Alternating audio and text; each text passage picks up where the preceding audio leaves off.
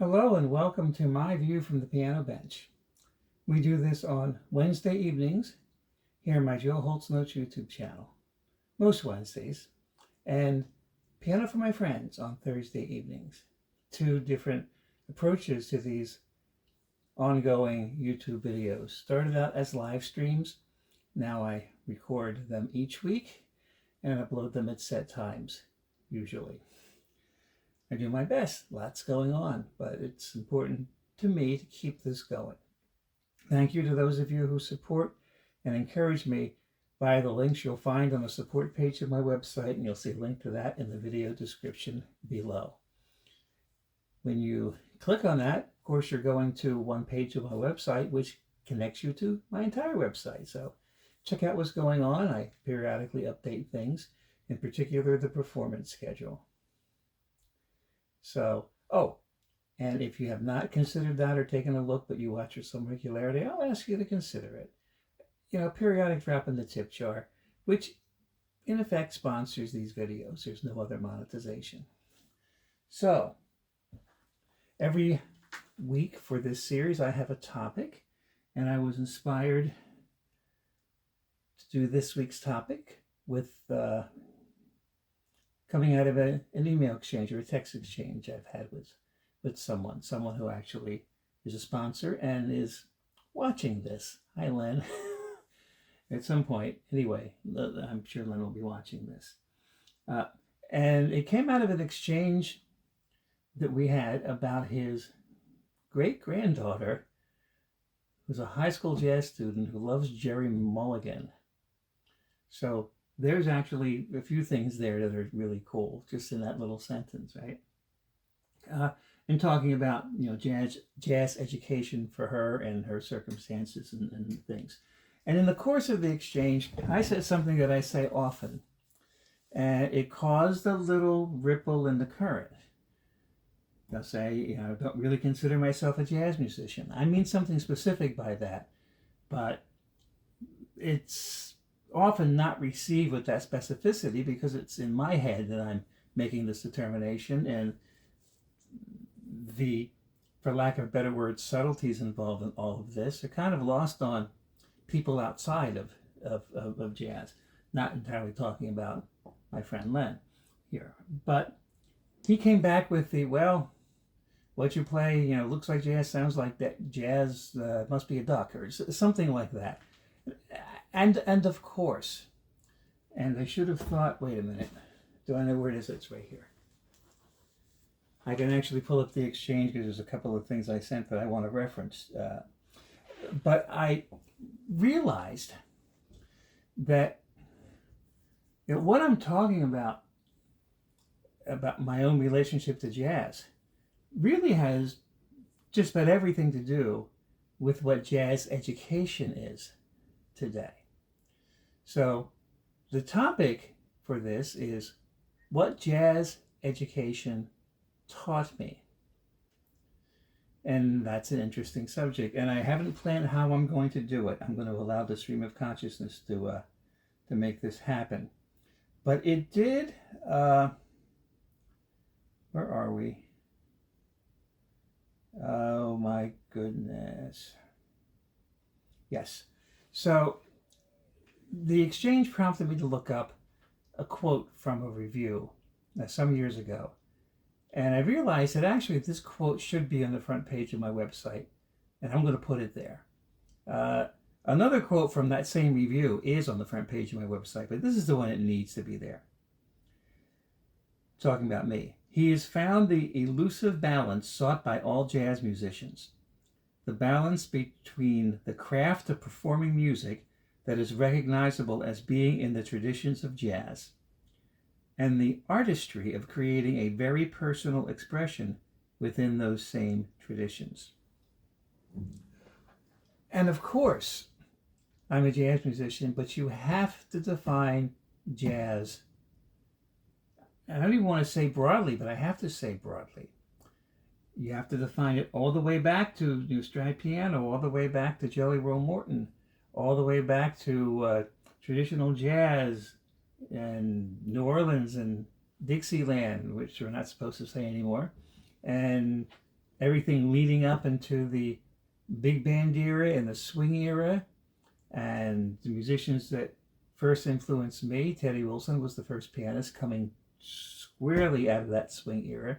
Also Fats Waller, touching the culmination of the stride piano era and going forward, and into many of the big bands, even getting into Duke Ellington and all of that. What is the common denominator of all of that? It's the language that jazz spoke, which was a colloquial language. It was the language of popular song. And you've heard me say probably often that it's a unique circumstance where what's recognized as an art form in development, but an art form, is the popular expression of a culture. And you could really say that in a significant way, jazz music was. And jazz music was typically popular songs played. Now, there's another quote that I often throw out, and I threw this out to my friend, but he's heard me say it before. And yeah. And it's actually on the front page of my Facebook musician page. And it's a quote from Dave McKenna.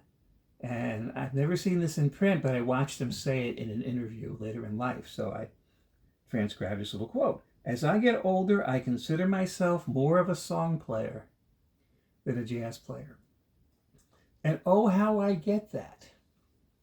And of course, Dave McKenna, much older than me, and he passed away in 2008. And he was in that era where what he was doing was still vital and connected to people who were alive. Not so much the case now. But what he's really referencing is, in that older, more classic view of jazz, it's about the song. It's about delivering the song. And that idea is still honored in corners of contemporary jazz. But it's not a universal tenet to play the song. People who do play the songs kind of stand out and are singled out as such, and respected for it. But jazz is about, prowess in jazz. Jazz is about a harmonic vocabulary that goes way beyond what is standard in any form in popular music, especially today, where the harmonic vocabulary is not really the point of most popular music. Although it was back in the day that jazz was popular, the day that jazz was about songs. And many of those songs by the wonderful composers that we know, carry those sensibilities from classical music over. Now, this is a whole nother rabbit hole, and somebody should remind me to do this. And I probably have at some point in a prior version of this series, but the rock and roll divide, the culture gap. And I'm going to write it down, and I'm going to forget that I even wrote it. Rock and roll divide. That's a part of this, but not what I'm talking about. We're talking about what jazz has defined itself to be. So everything that I reference, all the musicians I've referenced, and when I reference Duke Ellington, it's early Duke Ellington, is prior to the revolution of bebop. And bebop brought a cerebral discipline, a kind of an academic, I don't know the word, codification, but maybe that's not the right word, but an academic approach. When I say academic, it's theoretically structured. Now, does that mean that older jazz is not theoretically structured? No, it certainly is. But it was the beginning, and is still really, in large part, foundational of the jazz vocabulary.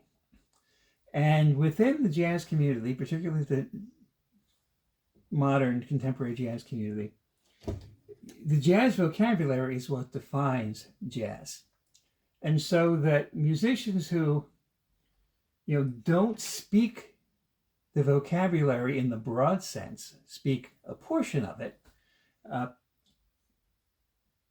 get a mixed reception sometimes in contemporary jazz. I'd be one of them. But I say that guarded because, I do bring things to the table. Gee, I'm talking about myself in a way I'm not comfortable with, but let me just say it. I bring things to the table that are, as Ed Wise said in that review, recognizable as being in the traditions of jazz. And the things I do are musical things that are respected, but there is what I call this jazz speak that jazz is about. Now, you've heard me talk about this topic in general. I don't know that I've talked exactly, maybe I have at some point, and you can remind me, about my experience when I decided I needed to study jazz because I didn't understand it. And I learned an awful lot, in large part about myself, during those 3 years.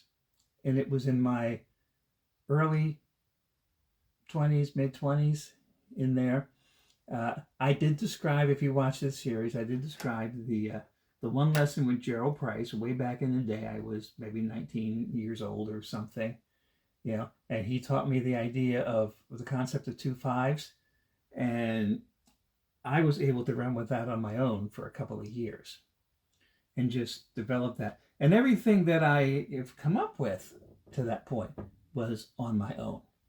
And that's what jazz musicians did. This is an historical model, that I and like-minded people my age followed, where we played the tunes, we listened to the records, we interacted with the musicians who took that approach, and we played tunes. And we were always cognizant, at least to some degree, of servicing the tune. That reminds me of something I was going to say about contemporary jazz musicians. Branford Marsalis. I saw a YouTube kind of preview of a recent album that he came out with Kurt Elling as the vocalist. And I think it was his drummer or somebody said that Branford is unique because he connects with the emotional content of the song, where most jazz musicians just, use the piece as a vehicle to show you what they can do. But is that what music really is about?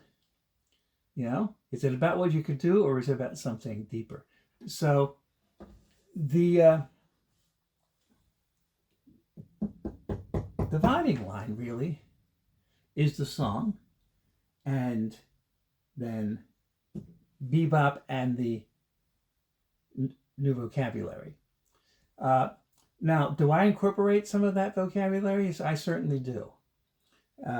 And maybe even to some degree more so since I had 3 years of formal study in jazz. All of my study, with the exception of one lesson with Gerald Price, up until that point was classical. My college degree is classical. I learned in that whole lead up that I could never perform classical because my mind doesn't work that way. It's improvisational. And I do some of this, and I'm purposing to do more of it, maybe much more as time goes on, where, I'll take classical themes and classical pieces that, I can, express the essence of, and then allow them to be improvised wherever they go.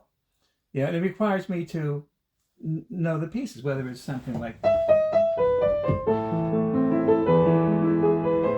or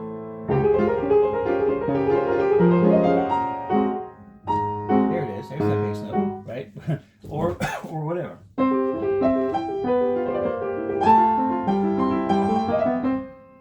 Sorry, Mozart. Didn't mean it, not on purpose. Or maybe it was. So the bottom line for me is improvising in the moment. But the bottom line for me is also, what am I drawn to, and what makes my heart sing. So let's talk about that jazz education. My friend Len was talking about his granddaughter in an honors jazz band, but because of the difficulty of the piece the band was working on, she missed an opportunity to go to a breakout group on improv, and she really wanted to do it. Well, had she done it, she would have absolutely, I'm 100% convinced, be presented with the chord scale approach to jazz, which is everything about how jazz is taught these days, which is taking chords derived from scales and then taking those scales, and not necessarily standard scales, but there's a symmetric scale, alternating whole steps and half steps. And then when you see a chord progression, and then you can create melodies from scales that work there, right? And that's just how it's done. Except if you're somebody who was doing it just the old sort of almost folk tradition way for years, and then decides he really needs to learn the proper jazz approach because he feels that he's not really a jazz musician until he does. And then, talking about myself, and then 3 years later, my conclusion was, I'm getting to the punchline right away here, I guess, but my conclusion was, I can't reinvent my own wheel. And I could never make that intellectually based approach work for me. Now, of course, the idea is that you take that and then you internalize it and then you forget the intellectual part of it. I understand that. But it could never work for me. I tried really, really hard to make it work. And then some musicians, that I'll come across or work with, will make assumptions that I, like everybody else, think in that way, and then say something to me, and I have to say, that really doesn't mean anything to me. And then I get a puzzled look. So, jazz is taught in the academic concepts that were put together in bebop. And when you have jazz education, you have next to, and often not even next to, just plain old nothing, prior to the early mid-1940s, right? You're going to learn chords, you're going to learn scales, you're going to learn a blues scale first.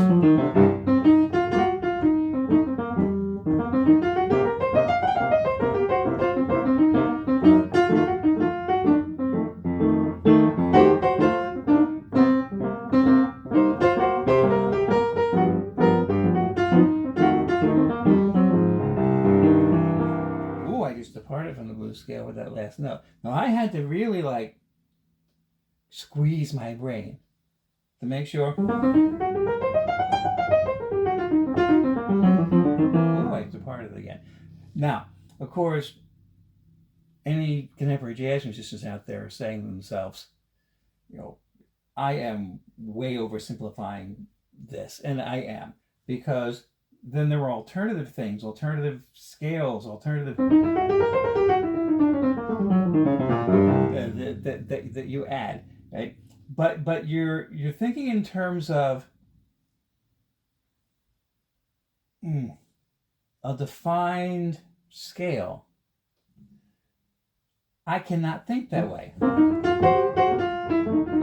Now I'm aware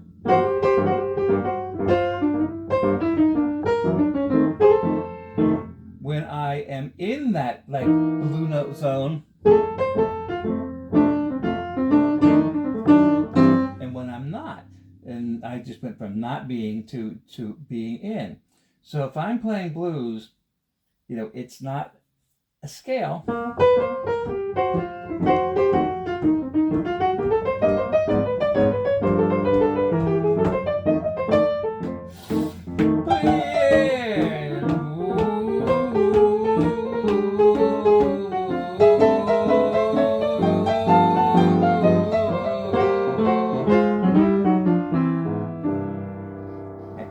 It's just the feeling that's being expressed. And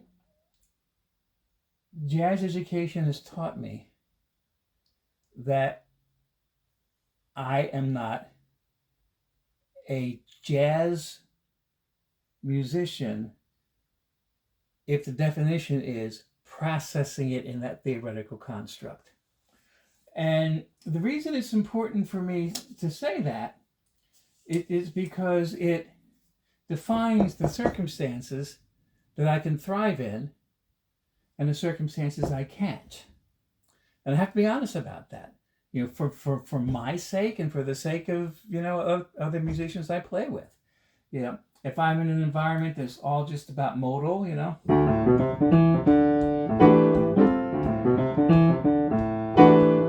right? And then, you know, you're playing forever on one scale. Right? I get it, and I intellectually understand these things, but I have pretty much no freedom of expression in that because I'm just staring at something as opposed to feeling the ebb and flow of the defined structure of a song. Now, in modal jazz, you say, well, the idea is that there are no set rules about ebb and flow, and you define your own ebb and flow, and you create that. And that's wonderful. That's great. That's not where my heart is. That's not what I connect to. You know? And as I get older, I consider myself more of a song player because I'm just playing whatever the tune is. And why do I want to play Honeysuckle Rose? I would think I want to play it.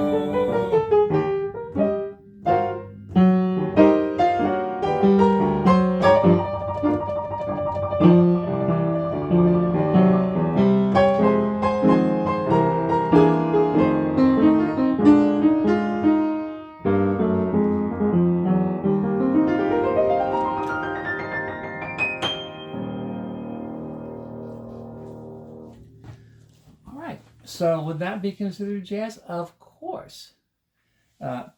But as another friend who watches these videos points out, that when I improvise, you never lose the sense of the melody of the song because I'm always playing the song and I'm not using it as a point of departure for something that's not the song.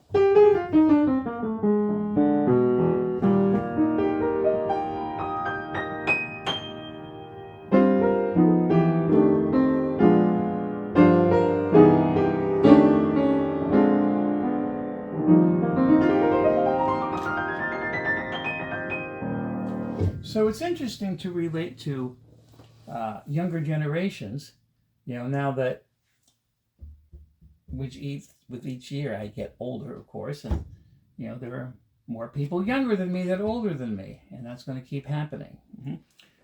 So Sharon Sable, who I work with the Blossom Beer Project, is the better part of a generation after me, or before me, or something. No, after me. And there's a lot of references, culture references she doesn't have. And one of them would be, mathematics before calculators. Right? And so I shared with her something that Joe Mediri said to me years ago. And this was back in the era when we didn't have personal calculators.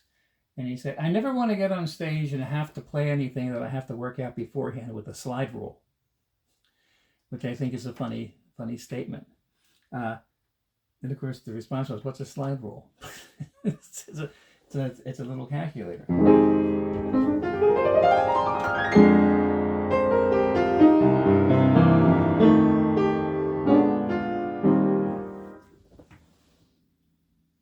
Be right back.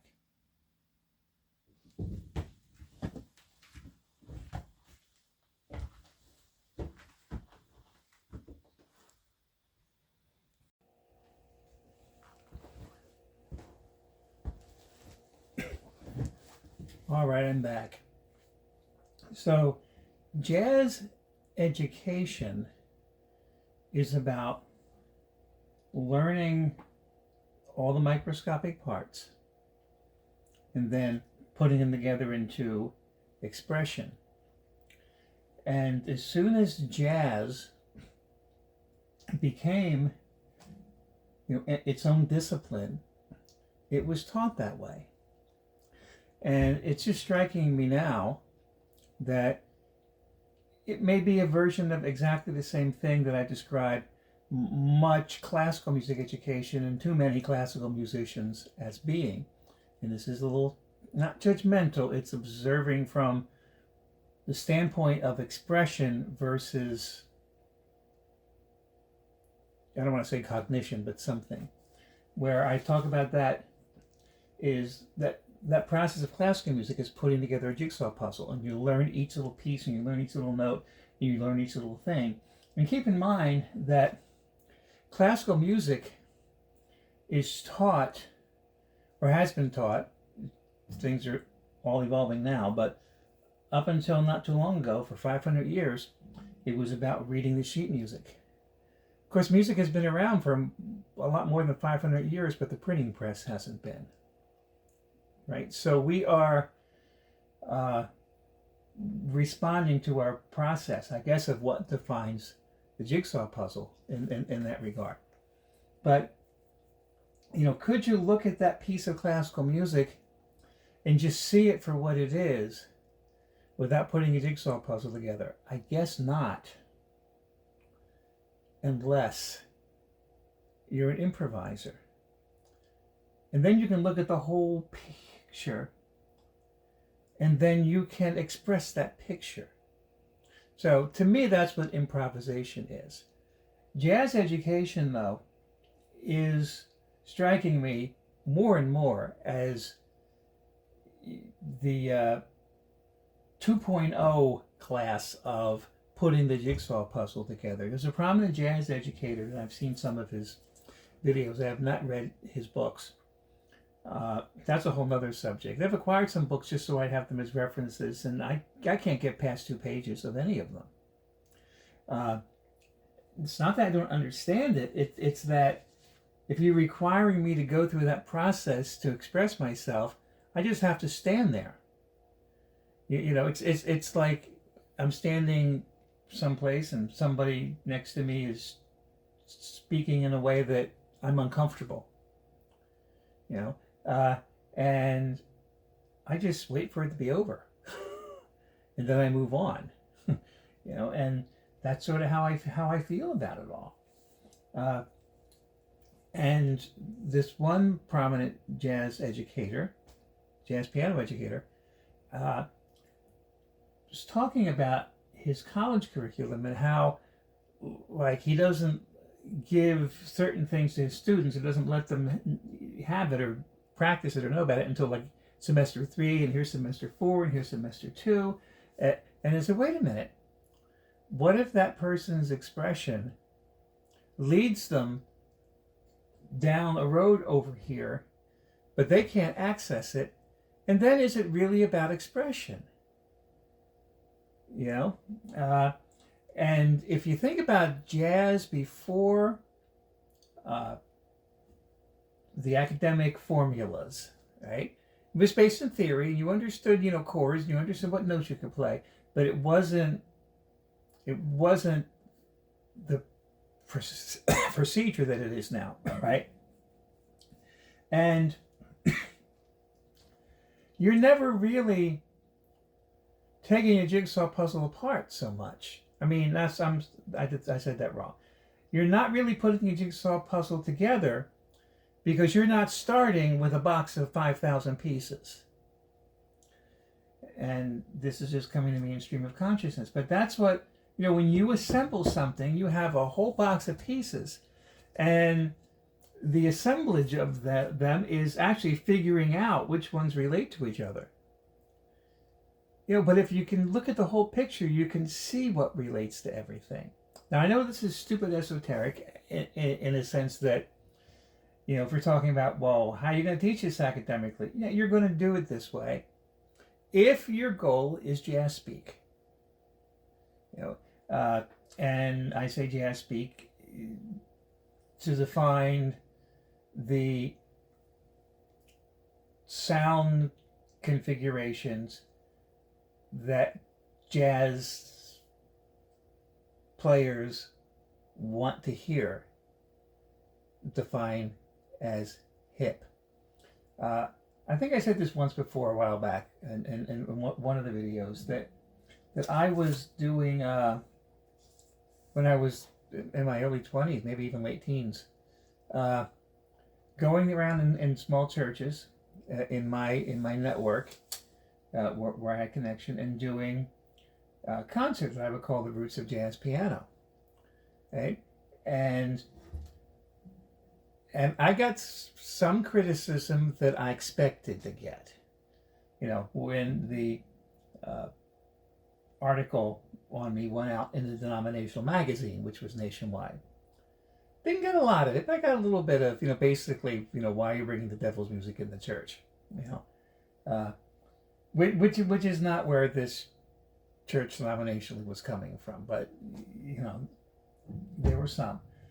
But I was surprised to get a communication from a jazz musician who was questioning, in essence, I don't think he put it quite this way, and it's been decades since this exchange happened, but it was more like, yeah, but where's the jazz?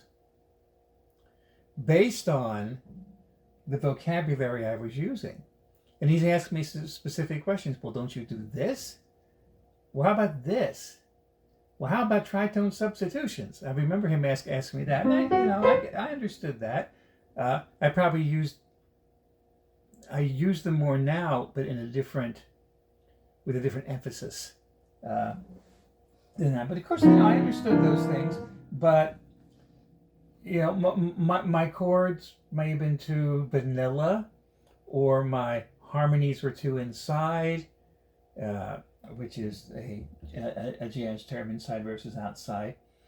And he became really frustrated and almost offended at the idea that I was promoting a jazz concert. And I really wasn't playing jazz. Excuse me? Well, if I was playing, Fats Waller,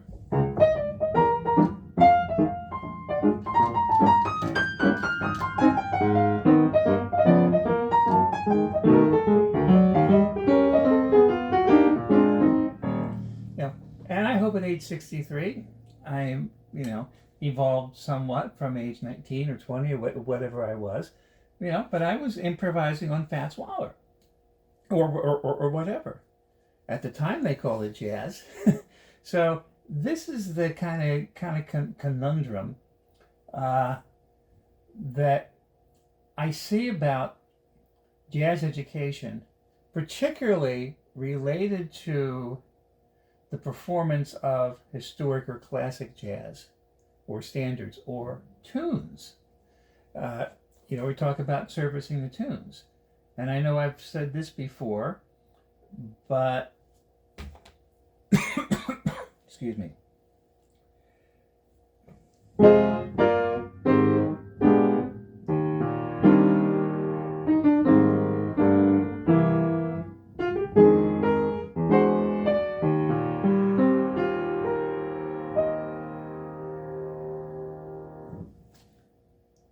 was really hoping the thought would come back. I coughed and I shook it out of my head. Isn't that ridiculous? But let's use that as an illustration here. Because when I can truly express is when my head is shaken loose. And there are prominent jazz players, and you hear people talk about them and say, you know, that person could hardly play Happy Birthday, you know, or improvise on anything if they just had to hear it. They have to formulate it. Basically, they're doing the inner slide rule. So, and where I'm coming from and what I had to embrace and what I learned in jazz education was, that's not me and it's okay. So understand that when I distance myself from the word jazz, I'm talking about the expectations that some people will have regarding the term jazz. Expectations I'm well aware of because I've encountered them over and over again. I will say that in this current climate today, there's more of an acceptance of classic jazz, but it's not a full embrace by any means, by at least some. When I don't know if I want to give this specific circumstance, but I was working with a student at college, and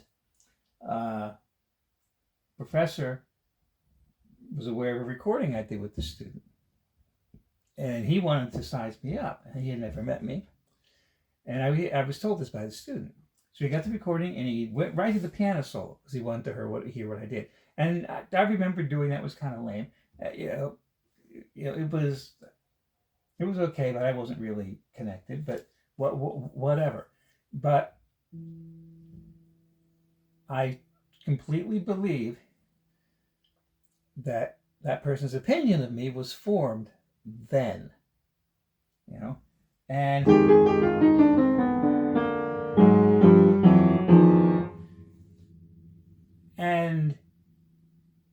yeah, I won't say any more about that. But what I've learned in jazz education is it's okay to be me, and when you are something, you have to recognize what you are and what you are not.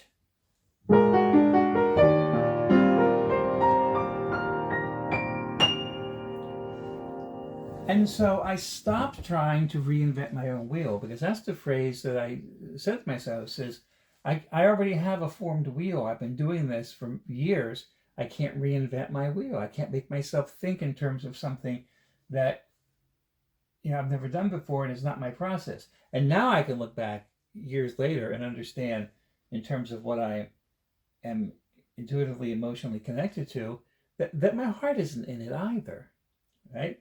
But if we're going to have a personal expression, and let's go back to Ed Wise's quote, you know, balancing the performing music that is within the traditions of jazz and developing a very personal expression within those same traditions. Well, you know what? If you're not buying a jigsaw puzzle and putting it together, which is actually going to look a lot like other jigsaw puzzles they put back together that are manufactured at the same time, yep, you're going to create something personal, you know. And yes, I am potentially redefining jazz, or correcting a definition of jazz, or saying there are multiple definitions of jazz. But I hope you get my point, that when you're talking about, when you describe something and you use a word, that word creates expectations based on what people understand it to be. It's why I don't like that word. And I tried to avoid that word, and you really can't. So I put the word classic in front of it, and that means something.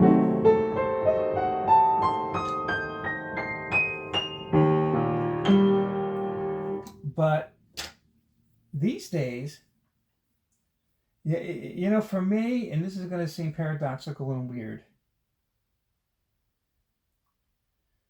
the more I let go, the more I not only better access what I know, but I find things I never realized I knew,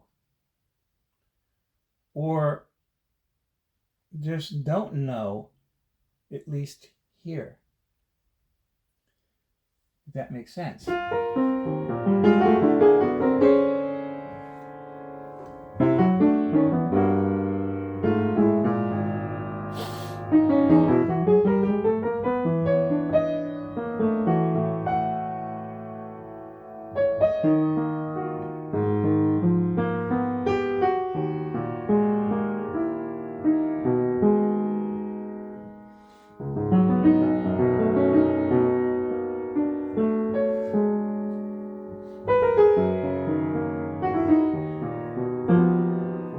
Yeah, and I didn't really get to what I was trying to do, and it's like the quantum physics thing: being observed changes the outcome, uh, and a goal that I have for myself is to be able to be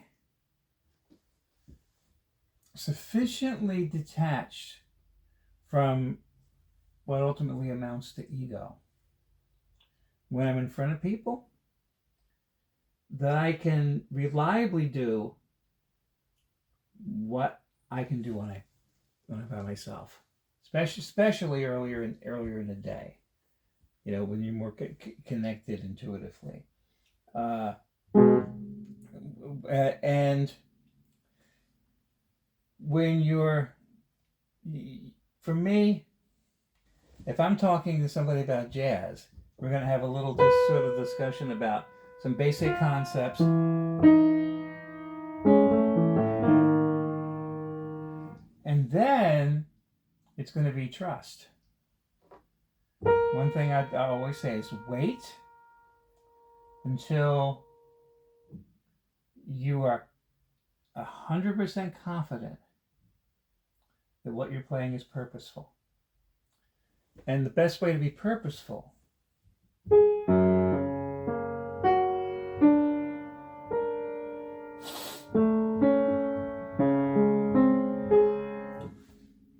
is, I don't know how to say this without just sounding ridiculous. Best way to be purposeful is to step away from purpose.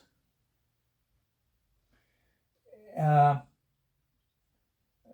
I've experienced enough that expressive place. When you communicate with people and they're with you in the room, it's not because they're thinking with you, they're feeling with you, right? And when you're in that expressive place, you find those deeper expressions and those deeper things. But then, and here's my problem, and it happens a lot of times when I do piano for my friends. I mean, it's always there, or almost always there to an extent, which is I'm aware of what's going on, and then it's like, well, this isn't kind of working, so I'm going to move this over here, and then I'm going to fix it. Which, by the way, is like a jazz illustration of what to do. You hear something, and then you decide to fix it. But, and yeah, you're expressing it once you decide to fix it, but is there a place where you can be, and I'm getting just ridiculous now, where you hear something and it sounds weird and you trust it and you let go of judgment? And when you trust it, you let go of judgment, and that's difficult for anyone to do, and me, of course.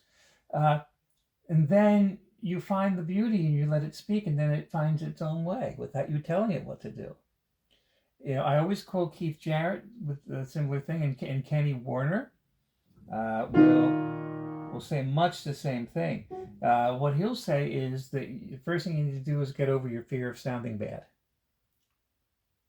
And evaluating. So you take jazz education and you take basically, anything you can play, I can play hipper. I can play anything hipper than you, and you just go down that road. And is it a road that really takes you anywhere besides your own, I guess, sense of accomplishment, but in terms of connecting with people? So this is like what I sort of, not struggle with, but just sort of stake my claim on here. And it's not what jazz, what I do is not really what jazz is about, although it is. How do you have freedom? Another thing Kenny Warner will say is that in essence, what sets you free is within your own realm. Maybe, as he says, changes will set you free. And when he says changes, he doesn't mean circumstantial changes. He means chord progression. There's the idea in jazz education that defined chord progressions of tunes just kind of lock you in, and you're really not free.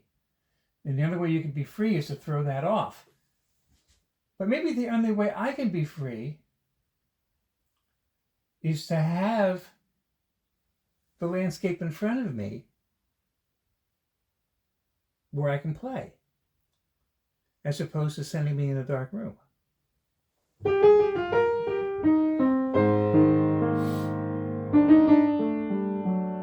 Now I'm trying to stay on the subject of what jazz education taught me, but let me just go over here to the side as I end this video.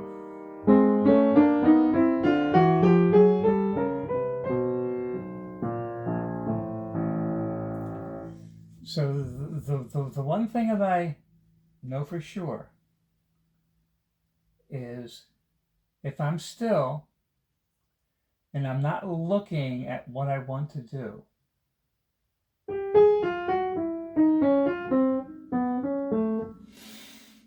then I'm drawn into the place where I can find those things. But it involves inner stillness.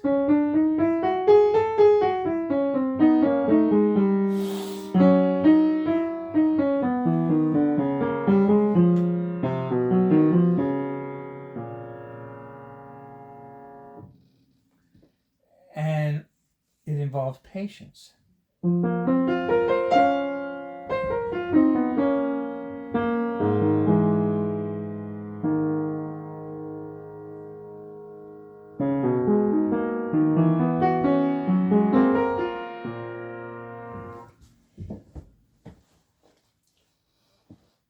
And it involves trust.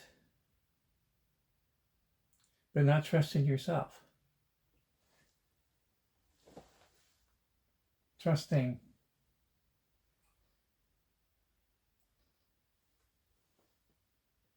where you're going to fall, but you're not going to fall. And like Keith Jarrett says, more important than working on the music is working on yourself. So this all is a big sort of jumbled attempt to explain when I talk about jazz the way I do. Because it's just about being in the moment, and it's not necessarily to fulfill an agenda of jazz, although at certain points things come out of me that are kind of hip, but not because I purpose to do them, and that's the thing. So jazz education is good. There's a lot of good information. The classical music education is good. It's a lot of good information. You got to learn it. But it's not the path that will get you to express, at least by itself. And it doesn't necessarily define what's right or wrong or good or bad. The concepts don't define that. The expression does. So I'm going to leave it there. And Perhaps those of you who are watching will tell me if I made any sense. Thank you for being here. See you tomorrow for Piano for My Friends. That's right.